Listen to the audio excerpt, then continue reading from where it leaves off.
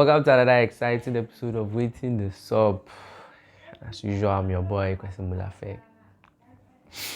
Now, our own Obidihova has come to address issues concerning the release of his Try Me song for Yvonne Nelson. This song he dished out to Yvonne Nelson when she released her book. I don't know if you don't know the background story. Yvonne Nelson released a memoir, and in the memoir, she stated that somewhere 2010, she got pregnant for Obidi and then they had an abortion. Yeah, and this sparked a lot of controversies on social media. Like people were fighting, the fans of Obidi were doing the Yakubu work for him, and then finally your man came and then he dropped this song for Yvonne Nelson. And in the song, he also addressed some issues, like what's happened, his side of the story. And then people were like, oh, Obidi could have done better. Like, he shouldn't have this there in that way. He could have just let it slide or something. And then now Obidi has come out to address. He has come out. Unlike him, like before, he would just diss you and then just forget about it or not even talk about it at all. In the interview, let's quickly take a look at the video. Because the most recent song you put out is called Try Me. Try Me. I cannot believe you did that because I feel like you try your hardest to not engage in like even doing press, you know, and you've even said that you like to keep your personal life separate from you as an artist. But in this particular situation, you've had to address things that have been said about you, right? And so what was your decision in making this song? People are calling it a diss song, but I feel, and it is harsh, I'll say that, because it hurt my heart when I was like, ooh, I would hate for somebody to, I would not want to go back and forth with Sark on a situation like this. But what made you decide this was the move that you were going to make as far as addressing, this book where it was referenced you made a woman have an abortion? To be very honest, it's a sensitive conversation that the reason why I didn't do no media around or press around it is because I know I might lose how I would like to present what I feel about it. So normally this is not the first time I've done records to address certain issue or maybe a line or two in a record just to, because I don't know, there's certain energy I hate to feed into, especially speaking about it, because I might lose my cool.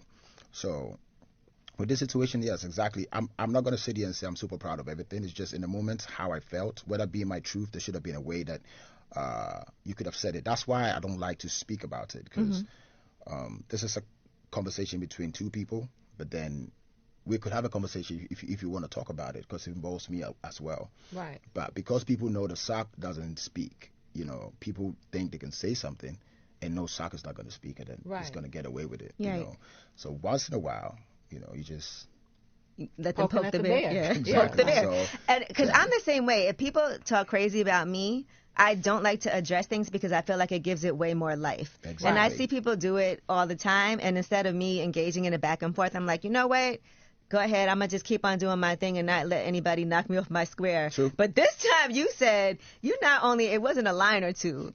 I mean, so I want to know. The whole record. Who did you let hear this first? Was anybody in the studio with you when you did this? That's what's funny. I Please. did not. My team is here. They're all like, people think my team is in support of what I did or the record. None of them knew I did the record because I was on tour. I'm actually on tour when it happened. Yes. So, and sometimes when I feel something, then the lyrics is going to come right there and then. So What your man was saying in the video, he says people have taken advantage of the fact that if you diss him or you say anything to him, he's likely to go silent.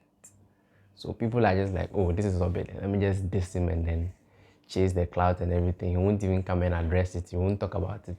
But this particular issue really go your man, where you say, nah, I can't let this one slide. I would have to talk about this one.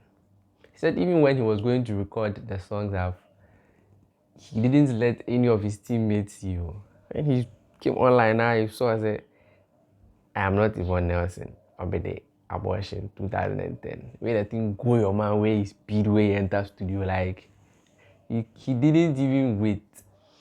And he said he could have, yes, he knows he wasn't all right, like, what he did, he knows what he did wasn't right and he could have addressed it in a better way. But then he didn't want to lose his cool.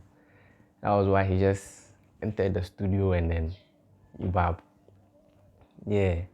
And he said none of his teammates knew, not even Angelo. I sneaked into the studio to even record this. I didn't let nobody hear it because I didn't want to hear no advice. Right. I just literally want to do what I felt at that point. And face the consequences later on. But it wasn't like the whole team sat down and said, this is good to go. I did it personally for myself. They probably was like, what are you doing? I can imagine those phone calls and text messages. a lot of phone calls. So in the heat of the moment, the person that I didn't hear from, which normally she would have been the first person to hit me, is my lawyer. So early morning, I was trying to tease her, and I said, Mama C, so don't you care about what's happening? Because you would hit me up and say, what are we doing? But the sad news is she was dead at the same time. What? Yeah, so just I see 2 texts go.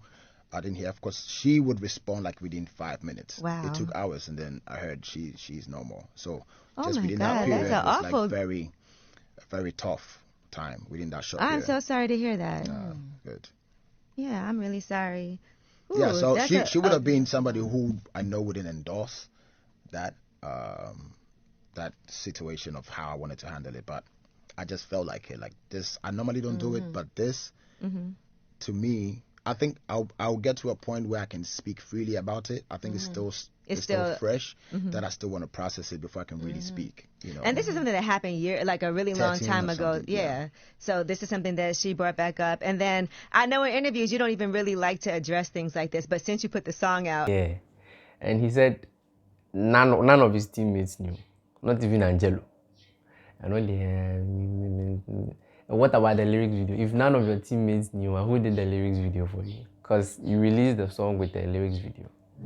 So if they didn't know you were coming to release such a song, one hour lyrics video, or maybe he contacted someone somewhere.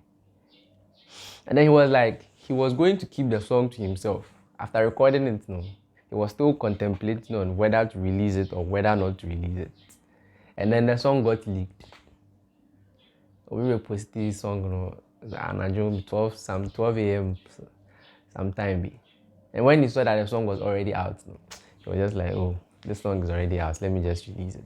And it felt like somebody leaked it first. Yes. And so maybe you didn't even intend to put it out. Okay, that's what I was thinking. Okay. So you're like, well, it's here now. Because it's in the middle of the night. Okay. Where I was, it was like very late. I think 2 a.m. And then I see Twitter going crazy and people putting out the record. Oh, so dang. I have no idea because I didn't give it to. So I have like 2-3 people that I don't want to suspect. You know, it's going to create some energy because I did it just to hold on to it and see if I'm going to release it. But then when it came out, I was like, let me just put it out. Yeah. Do you do that often? Like something goes on and you're like, let me just do a song about it and then kind of put it away, like a getting something off your chest diary. Because I don't know how the song got leaked because none of your teammates knew. It was just you. You recorded it, and then you kept it to yourself. So how did it leak?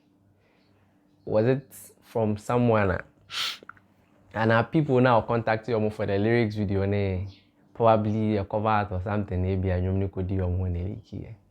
But yeah, this is what Sarkodie has to say about the song. From what he's saying, he doesn't regret it. Please, he doesn't regret it. No one should say, oh, but he regrets it and he wish he didn't do it. He doesn't regret it. He felt like the issue has been addressed and now people know his side of the story. So yeah, this is what Sarkodie has to say. I know while this video has dropped, another controversy will spark.